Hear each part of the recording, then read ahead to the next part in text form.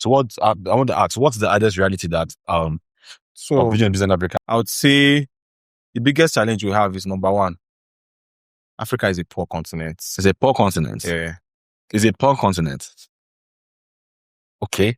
We have 200 million people. Okay. For instance, 250 million people Over 250 million people. in Nigeria.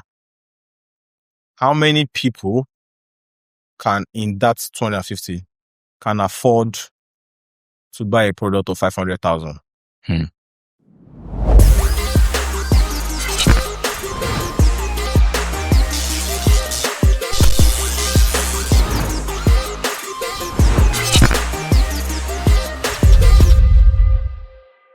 Everybody loves a good success story. The headline, the investment announcements, I just raised $5 million post on LinkedIn. To be honest, today, we're not talking about those startups. We're talking about the ones that are hardly celebrated. The ones in front of their television in their father's house somewhere in Shagamu. The ones borrowing laptops to hustle, to push through with regards to their business. The ones bootstrapping from zero. The ones that are using data bundles to manage interviews instead of boardrooms. This is Big Sam Boys. And today's episode, listen guys, I'm quite excited because this episode is not the regular, it's not the usual. It's one that you, your children, your great-grandchildren will follow up on. It's called Startup Without Funding. Oh yes, relax. Calm your nerves. It's Big Sam and I always deliver what you guys need. Startup Without Funding, and my guest is here to save you from that problem because he was saved. He figured out the way. He's going to give us detailed, gradual, step-by-step process into becoming a business, not a startup, a business. Welcome to the show, my boss. His name is Mr. Tseyi. Mr. Tseyi, talk to us, sir. Welcome to the show, sir. Thank you so much. The name is Tseyi. Tseyi Agaraye, Tseyi with a T. Okay. Tseyi Agaraye is the name, and I'm the CEO, lead director at Bloom. Did you guys hear the calmness, the ease? I'm the CEO and director of what? CEO, founder, director of Bloom. So welcome to your blooming season. So this is Big Sam Boys, and as usual, it's a safe space. We're at that platform where we set it straight. When I say set it straight, I mean I didn't grow up with a mentor per se.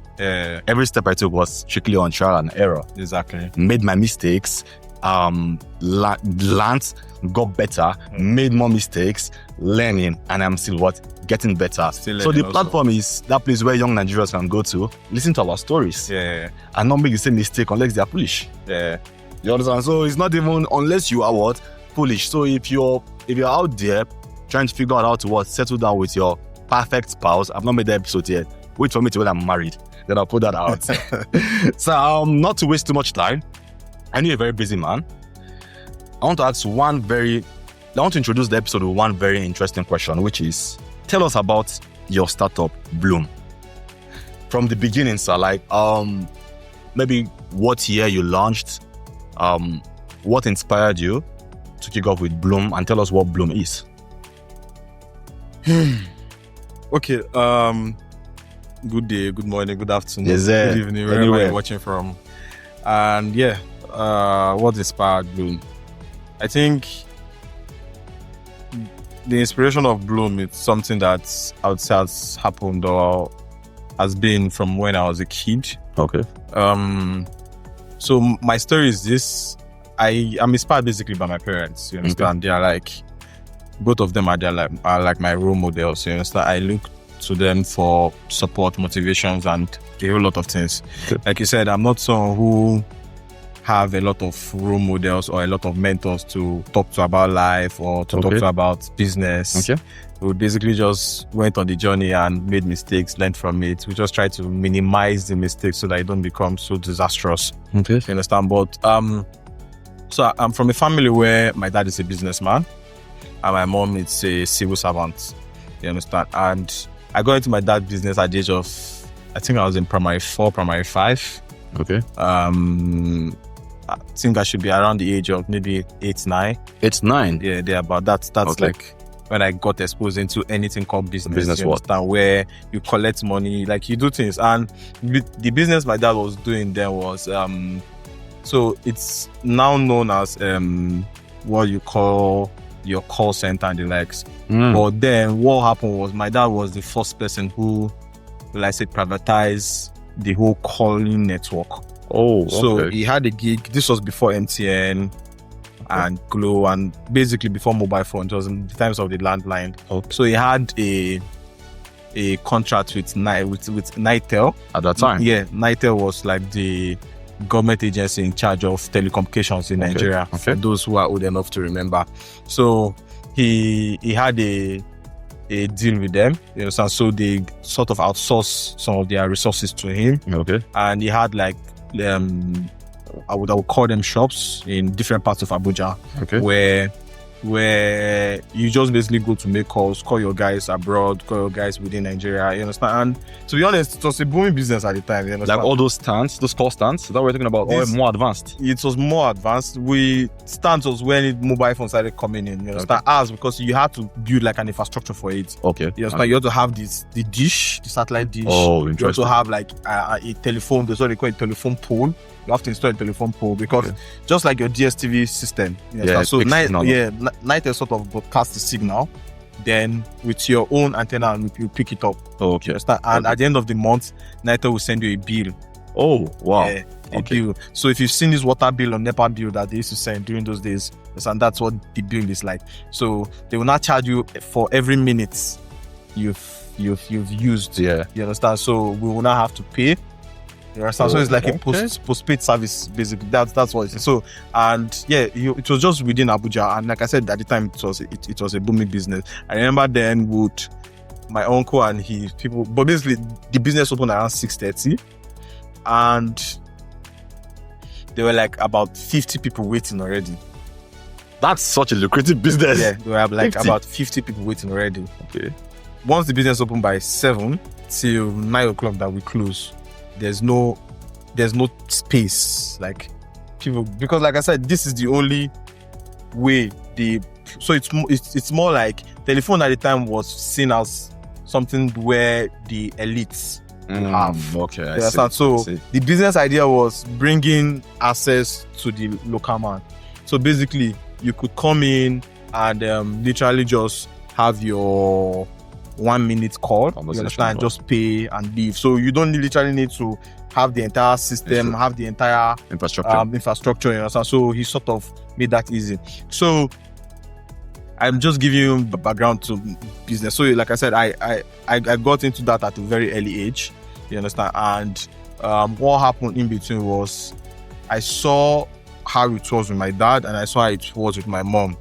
And I think I just made the decision that nah, I don't think I want to be a civil servant. You understand? So yeah, that was basically how I literally got into business. I saw every time like nah, I think You made a choice very early. yeah, very very early. I just decided that nah, I don't think I want to do civil service job. So in between the lines, you understand, I had to involve myself in a lot of things. I come from a middle class home, you understand, where I would say we literally do not lack basic things of life, you understand. But me myself, because of how I see things and how I wanted to grow, I put my hands into a lot of things. Okay. You understand? At some point, I was a photographer. You understand? I've done photography. Oh, wow. Yeah, I've did photography. Okay. What they call wait and get. Okay. Yeah. Okay. I know that. So I have a camera. In fact, my dad had the camera. You understand? So I took the camera. And I literally just wanted to do. So I started learning about it, about all of those things. Then later on, I decided that I don't think I would. I need to start making money. You understand? I need to start making my own money. So I'll go to weddings. I'll take pictures. I'll go to the lab. This was before digital camera. I'll go to the lab. I will expose the film. I'll pick the one I want from the films. Then bring it out again. Go back to the weddings. Give it to them. You Get understand? paid and all of Yeah, get paid, obviously. And maybe in a weekend, I can get maybe like 3,000, 4,000, understand? At that time, that's not bad pay. As a 16, 17-year-old guy, Come this on. was literally good Soft pay, life, understand? soft So, life, yeah. Yeah, I did that. So I know there was one time that we had like crazy fuel scarcity. Yeah. You know, I had to also start selling from my. Don't tell me. I tell you guys, I sold from, you understand? And the funny thing about it was, my parents literally were not embarrassed about my hustle. You understand? Because I know that there are some parents who would see their child doing this thing and they'd be like, you are embarrassing me. You understand? My dad would literally tell me, give me your gallon. I have, on my way to work, I know a filling station that queue are not always there. So I would give him the gallon, I would give him the money, he would buy the fuel for me. You understand? I think this was just maybe during my holidays from school, all those kind of things. But was that like high school or uni? I think this was when I was in the polytechnic. Okay. Because I went to polytechnic first. After polytechnic, I went to university. Okay. My educational distance was quite long. I spent about Welcome to Nigeria. In Welcome to Nigeria. The entire educational system. So I did that. Then I also, if you know the popular Wuse market, I did time there. I spent about 3 years in Wuse market as well. Okay. You understand? So I just feel like my journey took me through all of this route so that I can be able to have the mental strength, the understanding, and basically the skill set I will need to be able to navigate this life and eventually going on. Understand? So I was working. I was working. If you know what they call boy. Yeah, no, boy. I was working with my uncle at the time, who was he specializes in repairs of games. Okay. PS4, PS5, all those colors. He was mad. Okay. Yeah, he had that talent, you understand? But I got and I was like, I started having ideas of IT at the time. So all these, your iPhones, your apps, your flashing, you understand? Maybe you want to hack games. So that was what I brought into his business, and his business sort of boomed before I now eventually went to university. So when going to university, because of my polytechnic experience, I was quite exposed already. Okay. Understand? So I went to a private university, Wellspring University. On getting there, I realized that most of the level students are like Jambitos, small. No orientation. Yeah, no orientation.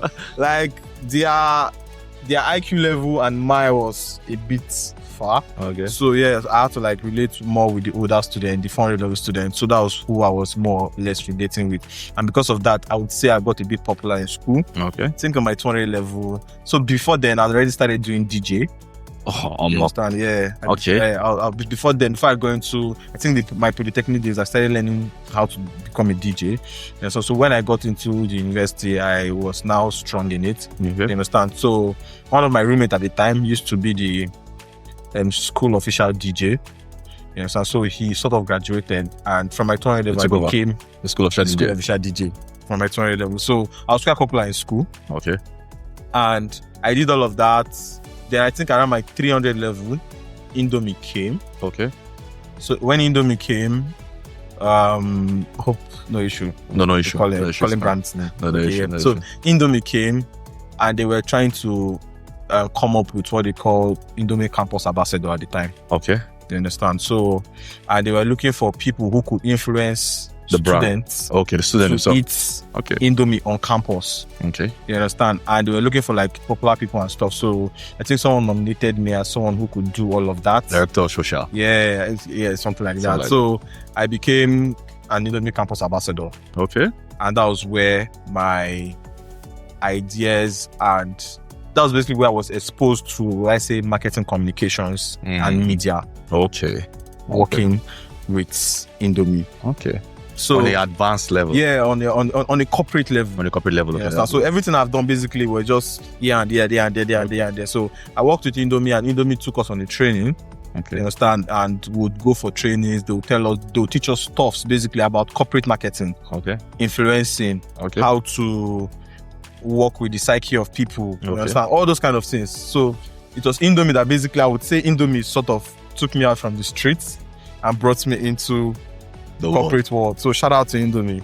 Shout out to Dufil as well. Yeah. They took me from the street and literally brought me into the corporate world. So they sort of repolished me, and I started seeing things differently, and I started seeing how most of the things I'm doing could benefit Not just marketing you, but communications. marketing You understand? communication. So Okay. yeah, so that was what I was exposed to, and after that, the entire school thing finished, and that was when I knew that okay, I wanted to do this. So because of Indomie, I was already now exposed to advertising and marketing, and I felt like I wanted to do it.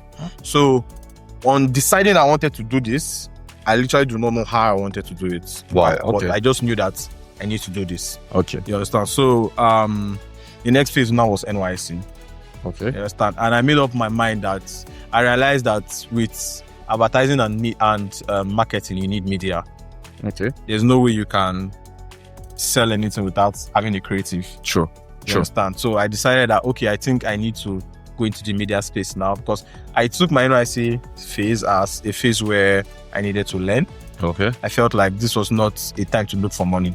Okay. This was a time I needed to learn, and it's 1 year. I made a conscious decision of not wanting to waste it. Okay. You understand?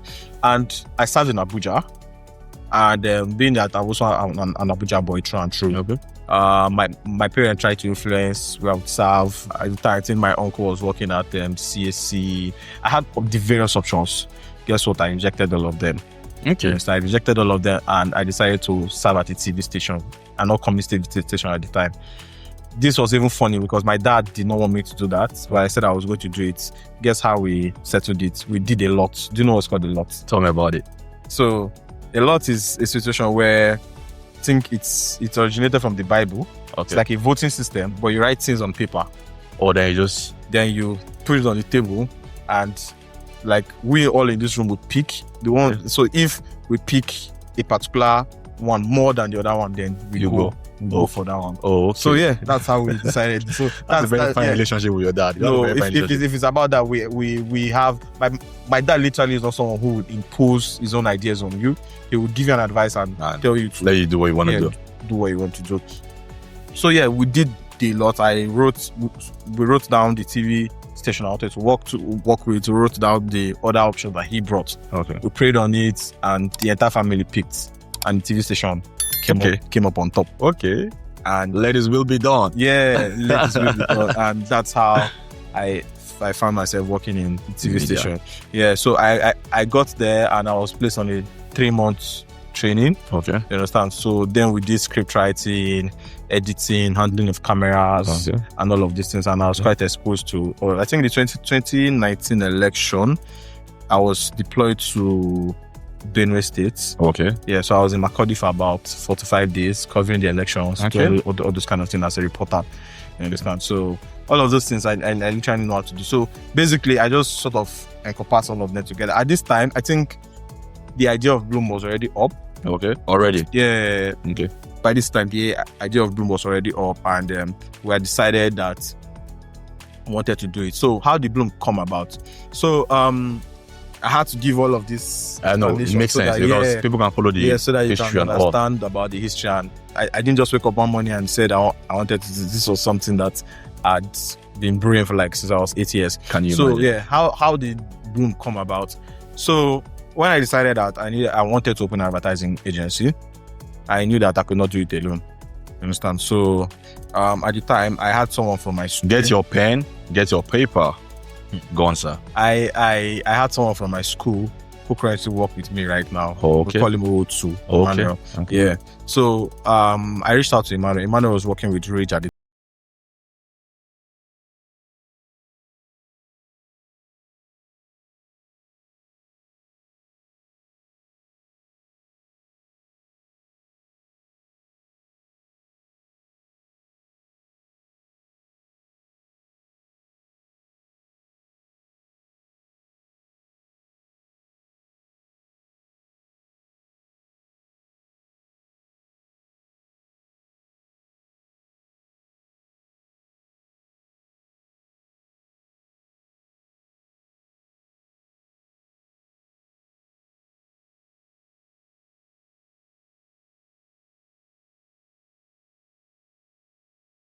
But then, like I said, I was still doing my university at the time, so I just needed to finish university. I think this was about 2018.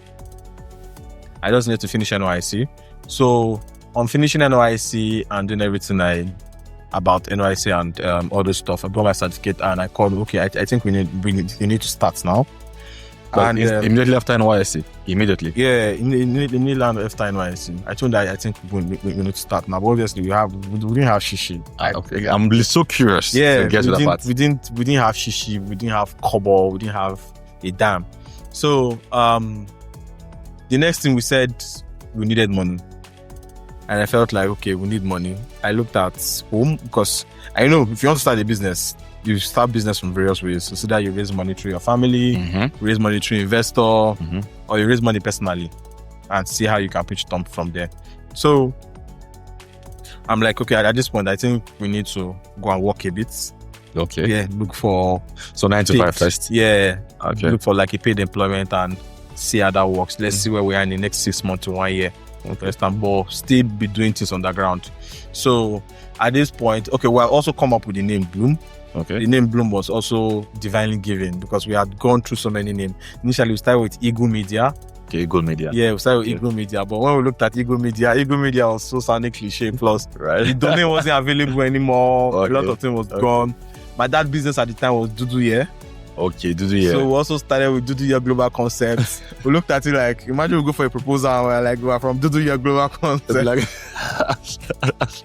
because Dudu Yeah was a what I call like an acronym for my dad's name. Okay. So his last name is Dudu. Oh, okay. And like his own father's name is Agaraye. Agaraye, Y-E. So he took the Dudu and the Ye and put it together, Dudu Yeah. So I just realized that at some point I was like, this belongs to my dad. I don't think I needed to create something for yourself that represents me. And lo and behold, Ima by his old who came up one day and just said Bloom. Bloom, Bloom, Bloom. Literally, that's what he said. Straight up. Just said Bloom. Okay. Like Bloom. What is blooming? Like Bloom, Bloom, Bloom. What is blooming? I said, what is Bloom? I was like, the name of the company, Bloom. Bloom. I'm like, damn it. Oh yeah, there your head. You fell in love with this straight up. Yeah, straight up. So kudos to him. He's actually the one that came up with the name. Okay. O2 came up with the name. I'm not really a name person, so I think I dedicated that to him. So yeah, that happened and we started 9 to 5. I think I did and it was good also because I had to like experience it also because aside from my service here, I've not really had that corporate experience. And I think that also helped me in having to create a structure for my team right now. Because if I had not done that, this my guys, if I don't use my head, right? If I use my head, your past experience and everything. Not like the corporate side of things now, having to create structures, having to create various things that hierarchy that will make the establishment work. You understand? So I got into the corporate setting, the 9 to 5 for the very first time. Also on the media as well. Yeah, basically media and advertising. You understand? Okay. So I got exposed to a lot of things. I met people. Okay. You understand? That also helped me along the line of Bloom. Okay. I met people, and I think I did about 8 months there. Then I got another offer. Okay. You understand? I think I was doing very well. I got a better offer. So you were literally growing. Yeah, I was even on that other sector. Okay. I got another offer. I left. I went to the new offer, but the new offer was disastrous. Okay. The boss was not nice. He was nice. So I think those two things made me realize who I wanted to be as a boss. You understand? The first place where I worked, the second place where I worked, I literally, so everything I exhibit today is as an experience of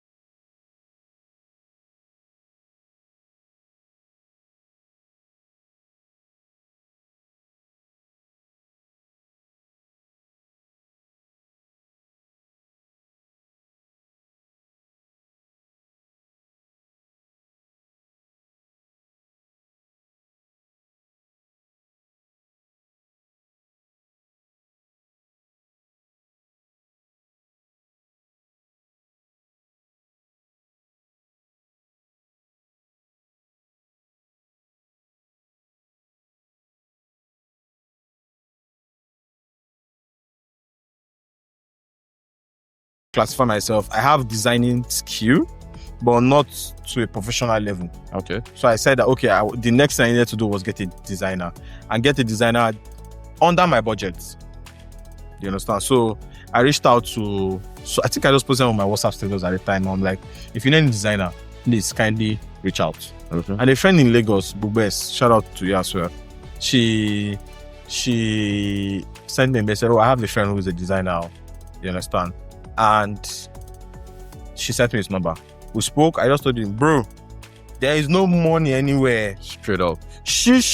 Straight up. In no day. Okay. However, we're just starting up. We're looking for a designer to work with. Every month, I think I'll be giving you 10,000 naira. Okay. That is what I can afford. Okay. So this was a take it or leave it offer. Okay. You understand? And it was like, it's small, it's very small, but I like the vision. I like what you're saying. I was going to do it. Like, okay, fine. Thank you. So he came in and I had, then leading to this, I was already pitching our first gig. Before then, we had written proposals, gone around Abuja, shared to some businesses and all of those things. But obviously, once they look me like this, then this They don't want to reach it. this nigga no follow this way. So obviously, we're just like, okay, no problem. Stay to one side. So I then went for a conference. I think late 2020 December, I went for a conference. And the organizer of the conference was a man that I will continue to respect because he gave me my first opportunity.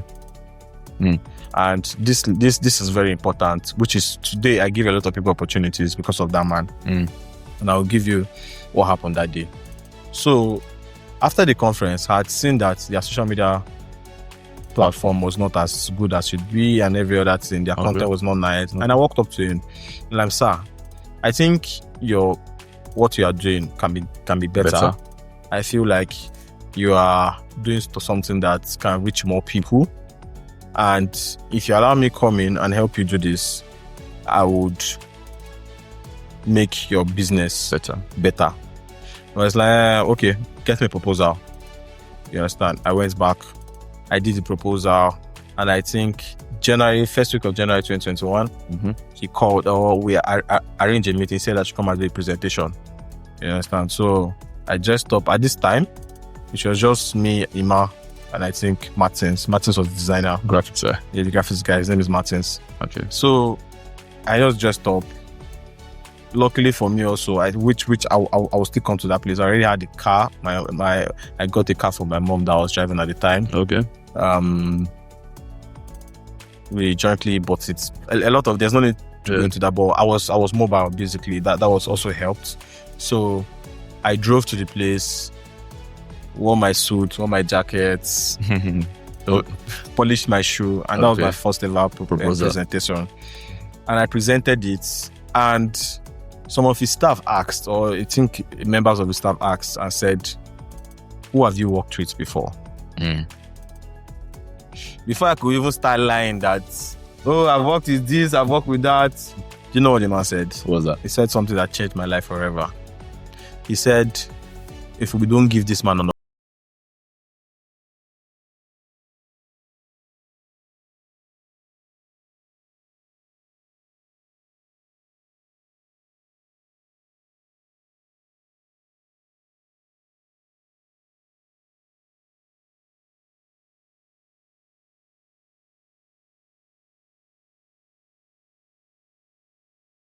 that was the end of that presentation, and we signed that deal. It was much for me at the time. Yeah. I mean, I think the gig was about 150,000 at the time. So he gave me a lot of leverage to sort of put things in place, say to people. Did I show you again? Yes, yeah. Give me that reassurance that I think we're on track. I think there's something here. Yeah, there's something here. Yeah. First gig I got one, and it was a check. Okay. I think I still have the photocopy of that check. I think I'm going to frame it at some point, but I still have the copy. I have the contract. Okay. I have the check. I have everything that entails with that deal. Yeah, I still have it till today. I just need to go. I go, maybe if I'm going through my documents, I look at it and I just smile. So yes, we got the deal. Next is execution.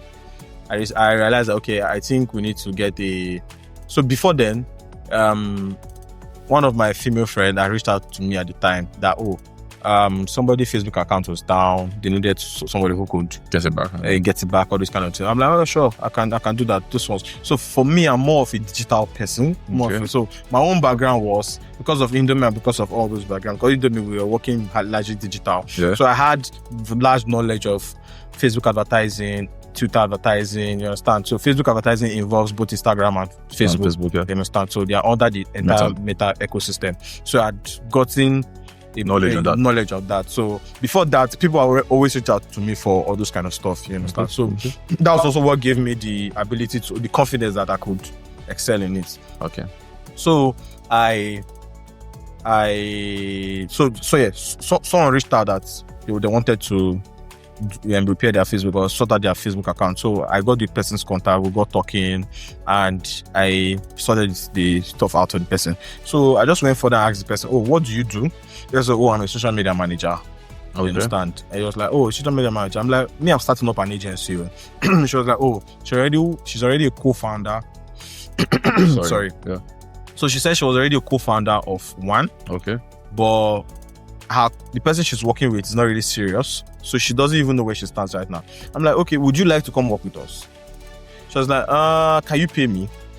I'm like, to be honest, I cannot pay you. Okay. You understand? But I'm trying to see how we can all just come together and create something that makes sense. So do you always tell them the vision at the end? Because you always tell them, okay, this is where I'm going to this. I just tell them basically that I want to start. I'm having an agency. It's a very small agency right now, but I have a vision of wanting to be one of the best. Okay. Not just in Nigeria, but in Africa. It might take a while. It's going to be a struggle, but I have the determination and motivation that I want it to be this. Okay. And depends on like, how much can you pay me? I'm like, I don't think I can pay you, but can you take 15,000 a month? Yeah, they're 5K. Yeah. I'm like, so it depends on like 15, was it 15 or 10? But around that figure, I know it wasn't more than 15,000. Okay. So like, are you kidding me? This was like 2020 as well too. Okay.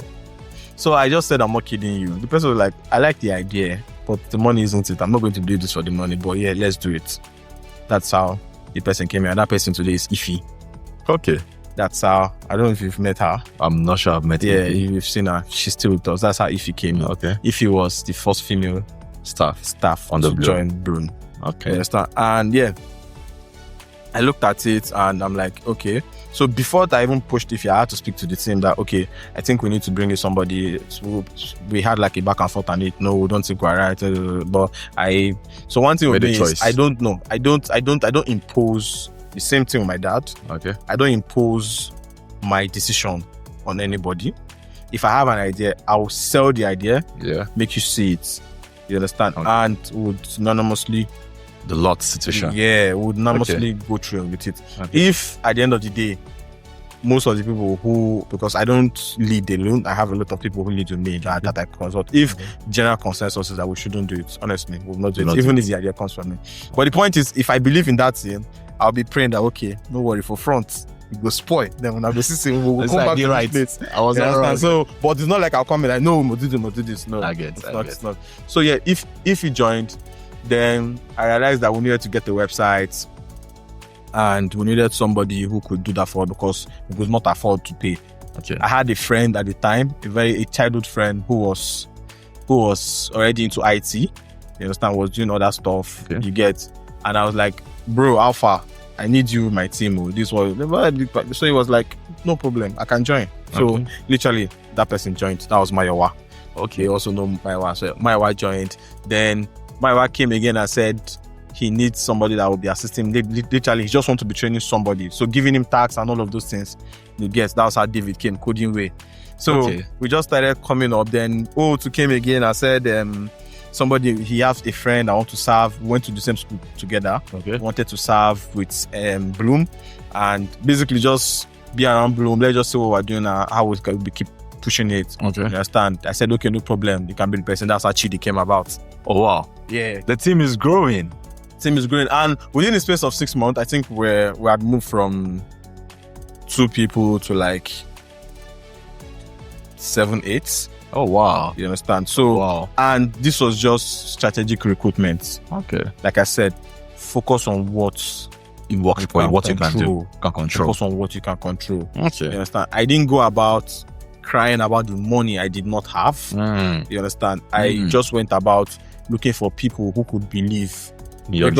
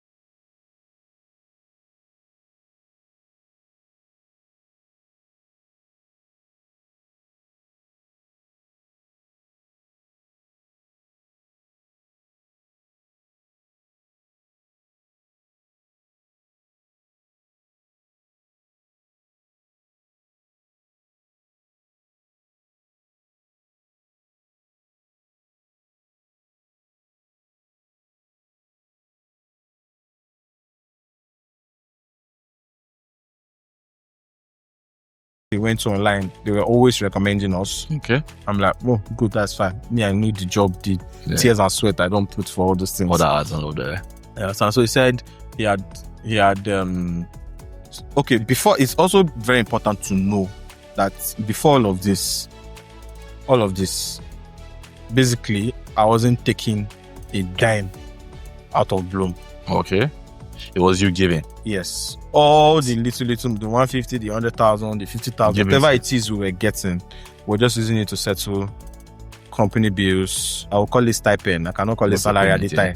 Just payments. Yeah. Sometimes I will even owe 3 months. You understand? Yeah, sometimes I will owe 3 months. Then when the money comes, I will just offset everything. You understand? I have this vision of not wanting to owe anybody, especially when it comes to do with work. These are people who are working with their tears, time, and everything, blood, sweat. You understand? The least I can do to show up on that level, pay them their dues. So amidst all of this, I was always ensuring that I give out and pay. Okay. It will shock you. So that even till now, I've seen all the tests started taken out of Bloom. Really? Yes. Whatever we get, we still reinvest it. To manage Bloom. Yes. You invest back and all we that. Still reinvest back. Down to today. Oh wow. I'm not taking 5 naira out of Bloom. Oh wow. Wow. But we'll get to that. It's interesting because you've taken us from 8 years old, all the way to 2022. Yeah.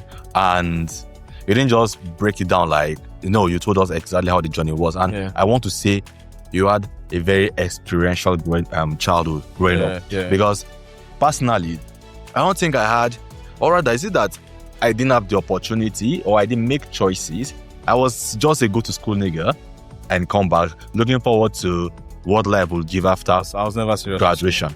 I was never serious. It's not like I was even so serious with my own school as well. I was that guy that my parents were average Nigerians, 3 square meals for sure. They can be swallow in the morning, swallow lunch, swallow dinner. Yeah. That kind of level. However, I want to ask, did your dad at the initial phase,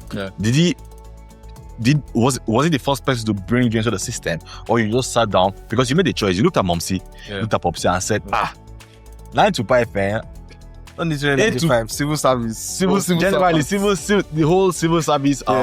This is not disrespect to civil service. Of course. And then Popsi, and you made the choice there. I think for me, I would say he brought me in. Your dad brought you in? Yeah, I would say because then after school we'll be like, once you close from school, come to the shop. You understand? Okay. And I enjoyed going there. Okay. Because you get one mile with the opposite way they do fry egg. Normal. You understand? So once I get there like this, they reach. They drop your fry egg and bread. And that man having make that fry egg very, very well. And again, I feel like to an extent I was born to do this. Because even while I was in school, I still did business. Secondary school. Because I noticed every chapter, there was something you were doing. Let me tell you the business I did. Let me tell you the business. Very, very. Please don't try this at home.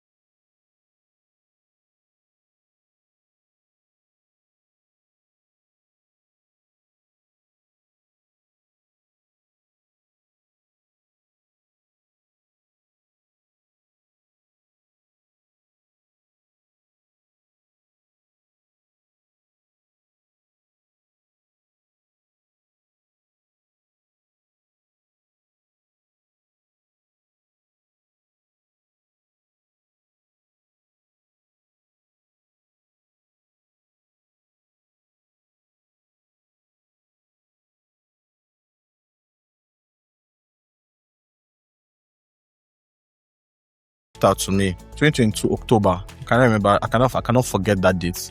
2022 October. Someone reached out to me and said, "Are you Bloom Digital Media?" I said, "Yes." Yeah, 2022. October. Okay. Are you Bloom Digital Media? I'm like, "Yeah, I'm Bloom Digital Media." I was like, "Okay, I have some guys who are based in China. Okay. And they want to have a meeting with you." I'm like, okay, so we scheduled a meeting for the next day. We hopped on the meeting, you understand? And they basically what they wanted was they needed us to be managing their advertising campaign. Okay. And they had the advertising budget was around $10 million every month. Okay. That's every month? Every month. Okay. And do you guys set the budget?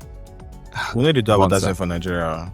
Okay. We don't do at all. Even now, we know they do advertising for Nigeria, bro. If I tell you the advertising budget we run for our clients abroad, come on. I tell you.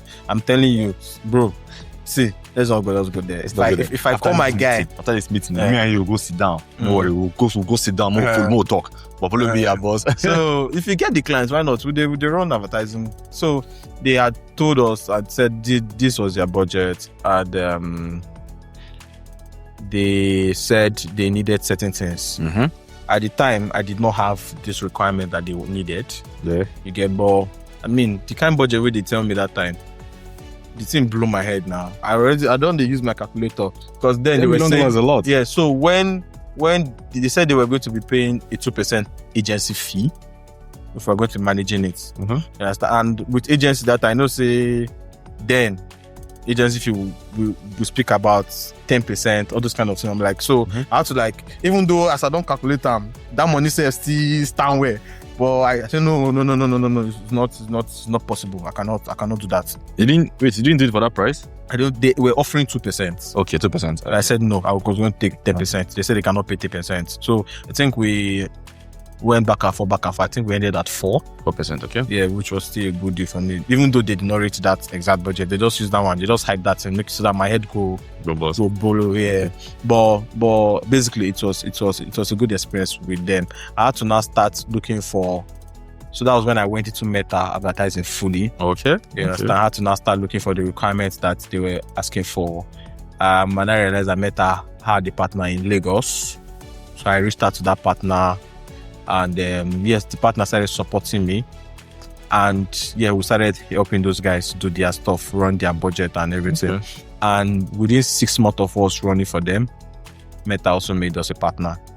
So that was where I would say that's basically where the big break, everything changed. So I would say it's a matter of grace because, for instance, Airpiece reaching out to us out of the blues was basically most of the biggest break we've had that people I don't know from anywhere. You understand? By chance. Yeah, by chance. And I would say it's also down to the fact that I had to take the deliberate effort to put the digital presence of Bloom to a very high level. Like I said, I did a lot of work. That's much investment as well. Yeah. Not necessarily investment. So if you understand SEO very well, it's more about understanding the way the ad the keywords work. A lot of things go into it, a lot of effort. You understand? But that was hard to know that I could not pay anybody for it. I don't have money to run to do everything. Campaign. So I had to take it upon myself to do all of those things myself. So that once anybody go on to say advertising agency, Bloom came up. So you understand? So that was how those guys were able to reach out to us. Okay, so yeah. So always put yourself out there. It's very important to put yourself out there. If you can't get them, let them see you and come to you. And one thing I'd realized or I'd remember, in as much as referrals are good, referrals are so good. You understand? In fact, one thing I always tell my people is if you get the referral, 50% of the job is done. Yes. I'll give you an instance. If a babe introduce you to another babe, 50%, she could already sell your market to that babe. Sure talk. So when you're even getting there, you're already getting there from the place of Namina, you understand? Even as much as the only thing you just have to do is meet up to that expectation Chemistry that's your friend or the lady who linked you up have dropped. Understand? So you don't need to start afresh from saying, oh, my name is this. You get the attention freely. Any shakara we should do, you know, it's not just shakara. Yeah. But putting yourself out there is also good, because that's basically. So from there, it was just about reinvesting. Okay. I think, again, it's also important to say that for me, I was lucky to come from a family where showed me support in various ways. For instance, while I was making those 150, all those money, all of those things, I was literally not paying rent. Okay. I had food to eat. Okay. I had the car I was driving. Yeah, starting as much as I would gather other money, buy fuel. Okay. But my basic needs were sort of catered for. So I was not under pressure to take money out of gloom to cater for myself. And that's where I'm coming to right now, because so I think it was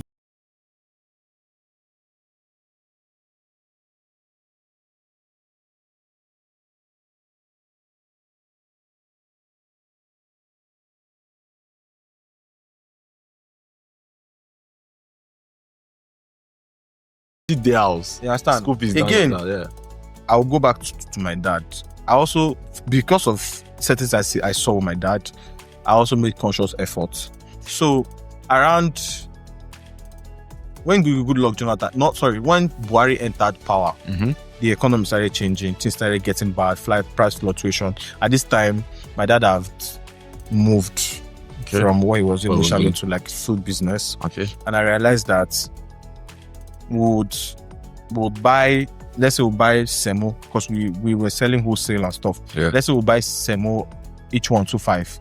Before we sell 2.5, 2.6, before we go to the market, semo don't turn 2.9. So with our profit, everything with the Adam they buy. Yeah. And I realized that because of that, we're having some financial difficulties. My dad had to start taking money from the business to cater for the home. Okay. You understand? And I saw the impacts of that in the business. One way or the other, the business suffered. And eventually, we had to like just manage what we can manage, close up the business and move on to other things. You understand?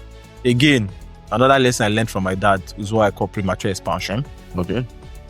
I miss the boom of his business. Okay. He now started opening branches in different places in Abuja. What did you call it? Premature expansion. Okay. Now, what that means is we are not ripe for an expansion or for opening in a new position, in a new state, in a new area.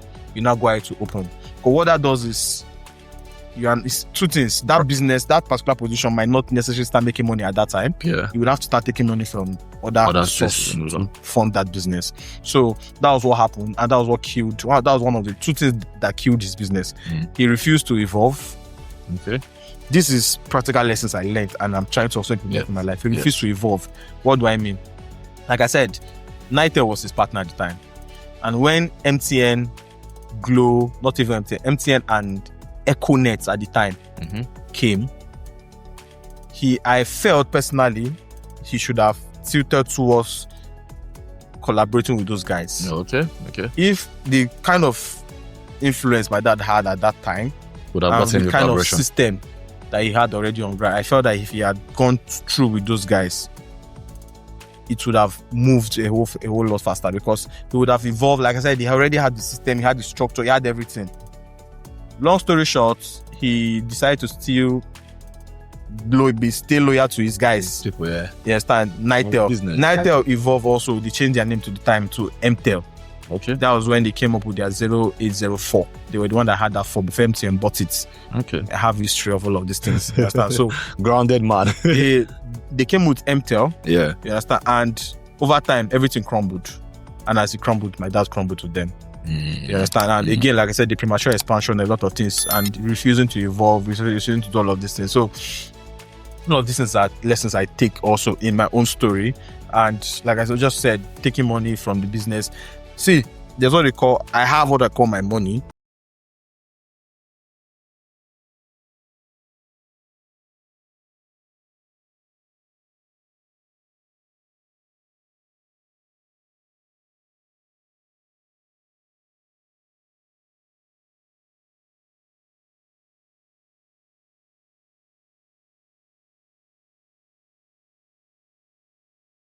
in details, and I respect the grind. Regardless the advantages you had growing up, because it was not still easy. Yeah, sure. You come on for you had the option of just chilling at home, to be honest, and you'll be good. Yeah, you had the option, but you still stepped out, and it brings me to I will ask you to put yourself in the shoes of a different Nigerian for a minute, because I'm trying to understand how you might navigate those chapters. Yeah. And if I say put yourself in a different shoe, I mean in the shoe of a Nigerian that who probably do not have all of this. The one that is bootstrapping. When I say bootstrapping, I mean building business without external funding. Nothing. Yeah. So what would you have done? So for me, I still built my business. Nobody has invested a dime to what we have right now. Okay. Nobody. Okay. Everything, this system you see, like I said, you had to build it. We built it, we reinvested. So like I said, till today, we have, so I think for me, basically it's about lay down plans. And following them. Right from the get-go, we have ideas of what we wanted to achieve. You understand? Okay. You get? And I necessarily I don't sleep on my success. I don't sleep on my laurels. The moment I'm achieving one thing, I'm moving up to the next. I was speaking with a friend yesterday, and I was saying that we didn't do well last month based on our revenue and what we wanted to achieve. Okay. And the person was like, you beat yourself too hard. And I'm like, if I don't do that, there's no way I'll be able to get to that top that I'm looking out for. But back to your question, it's different in every business. It's different in every individual's life, whoever is running that business. Okay. But the most thing I've seen in recent time is most people want that glamour of being a CEO. Okay. Till today, if not that you just wanted to introduce me, I just said CEO. I don't see myself as a CEO. What I call the title I hold in this office is lead director. Okay. Do you understand? Lead director. And what that means is I'm just a director that leads the team. You get? So, what I would advise is there are various things that people do. There are various things that people. The number one thing is try to fight to make your business viable. Try to fight to see how you can put your business in a place where it is beginning to make, even if it's small money. Then you can take that out and sell it to investors and say, if we invest more into this, I believe XYZ can happen. You understand? Because yes, bootstrapping, funding, investors, no investors will come and buy something that isn't proven. Yeah, it's not proven. That is not proven. You understand? Sure. I believe that at a point in time we would also seek for investors. But right now we've not gotten to that point. Personally, that's what I think. Because I feel like we still need to put in more effort. We still need to put in certain things in place. You understand? From our accounting to our products, so many things in place. You still you're preparing yourself. Yeah, I'm preparing myself. I think that's going to take us about maybe another 3 years before we can now come out and say, okay, we're looking for investors that should invest with us. It's been Big Sam Boys. Interesting conversation. The story of grace to grace, because come on, I cannot say this man doesn't have grace. The story of grace to grace. And that brings me to a very particular question. One for Africa. What's the hardest reality about building a startup in Africa that people don't talk about, sir? I mean, everybody have their own particular story, their own particular experience. Nigerians, Cameroonians, yada yada. So I want to ask, what's the hardest reality that of building a business in Africa that people don't talk about? The hardest reality I would say is because I've been able to interact, I've been able to travel out, I've been able to work with businesses outside Nigeria and outside Africa. I would say the biggest challenge we have is number one, Africa is a poor continent. It's a poor continent. Yeah. It's a poor continent. Okay. Finish. And let me get a point first. I would explain. Okay. Now, the gap between the top businesses and the bottom businesses is so far. Okay. That so basically we have 200 million people, Okay. for instance, 250 million people Over 250 million people. in Nigeria, how many people can, in that 250, can afford to buy a product of 500,000? That's real hard question because if you are to give it a percentage, it's not a lot of people. I don't have the percentage, but not so many. A lot of people live below $1. You understand? Yeah, not so $1 many. daily. So we have that numbers, and that's what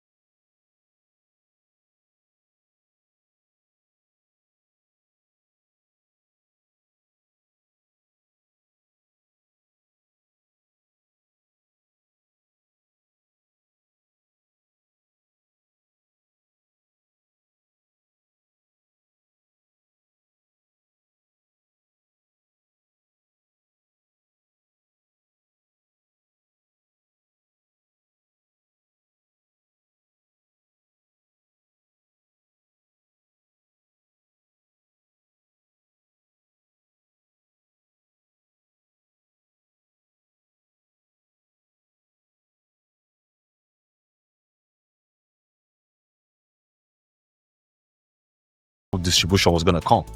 Yeah. BS in Nigeria, they put you know my business and all of that. Because I was thinking, Sammy, if you're going to sell this, yes, you just quality already. I would still ask you a question about your business now that would also buttress this. Yes, and that's what I'm trying to talk about. Yeah. So my business now, before I launched, I was looking at the price tags and all of that with my team and all of that, and then I told myself, in business they'll say there's always a market for you in Nigeria. Always a market for you. There's a niche that you always serve, and that was what I clinged on to. I won't lie to you. I wish I can sell every day. Yeah. I wish I can sell every hour. Yeah. But unfortunately, my market are basically the people here. Yeah, at the top, yeah. The people here don't even go to my website at all. When they go, they run. They're like, and they run. And meanwhile, an average economy, the middle class is supposed to be more. Yes. I'll give you an instance also. We run campaigns in Brazil, for instance. Well, let me not even use Brazil as a case study. Let me use like a lower country. Let's say Cambodia. Cambodia, okay. Cambodia is in, I think, Southeast Asia. Okay. We can run a campaign there, and it can just be an e-commerce campaign for a clothing wear. Okay. And we can use, let's say, $15,000 to run a campaign, and we can get a return of investment of around $30,000 to $40,000. Do you understand? Okay. So this is a country that has, I'm not sure they're up to 15 less million population and all of that. You understand?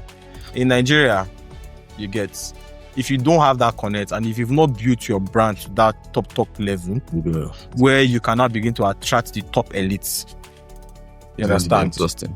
It's going to be exhausting. Meanwhile, most of these businesses, if Nigerians, for instance, have proper disposable income. By disposable income, now what that means is government and all that. No. Disposable income is once you've earned money and you've paid your necessary bills. Okay. That money, that spare money you have to be able to buy a new shoe, a new pot, or fund your passion, do a business. That's what it's called the disposable money. Nigeria do not literally even have a disposable income right now. As the income is coming, bam, survival, bills. So there's no money left to say, oh, I have this 5K. What time is this 5K do? That money is not there anymore. Who are we to blame, sir?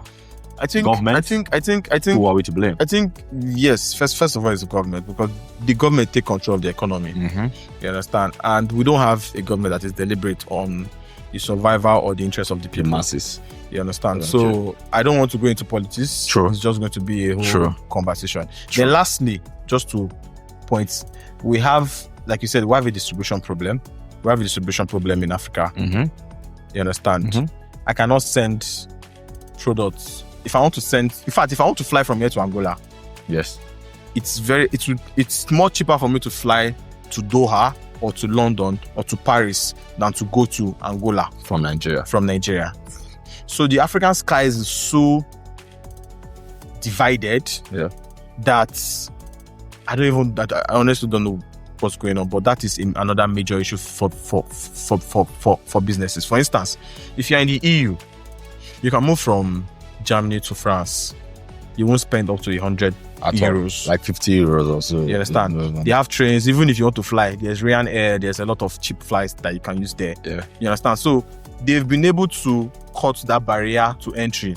So if you go there, you can just literally jump from one country to another country to another country. I can literally go to Europe and have 5 meetings in 3 days in 4 different countries. Sure. You understand? Sure. In So 4 their different countries. system, their government. Their system is working. There's already a distribution on ground. Finally, in Africa, everybody has its own different currency. If I want to send money to Ghana, I have to look for a fintech that can do that. If I want to pay a vendor in Kenya, I have to start looking for how I'll exchange shillings. Why can't we have a unified currency, even if it's West Africa or whatever it is? This question, I think this question has been lingering for like years now, for like the past 4 years. So that's Africa as a whole. I think our leaders are not, and this is not just Nigeria alone. I think our leaders are not deliberate on wanting to move forward. I also personally think that the West do not want us to develop. Yes, they want us to be slaves to them. Because they would. Like, Africa is so rich based on mineral resources. Yeah. You understand? Natural and mineral resources. And also when you said Africa was poor, I'm like, this will come, exploit us and go back. So why I mean poor, I don't think what we have. I'm not speaking to what we have on ground. Yeah. I'm speaking to waiting there one hand. Okay, I get it. You understand? So on the one, so it's been Big Sam Voice, and we'll be talking startup without funding, startup in general, and my guest has spoken about his journey, his victories, his chapters. Now I want to ask, what's one mistake you made early that nearly cost you your business? I believe there are mistakes that you've made that you are like, what's one mistake you made early that made you cost your business? One mistake I made, I would really need to think deep about that, because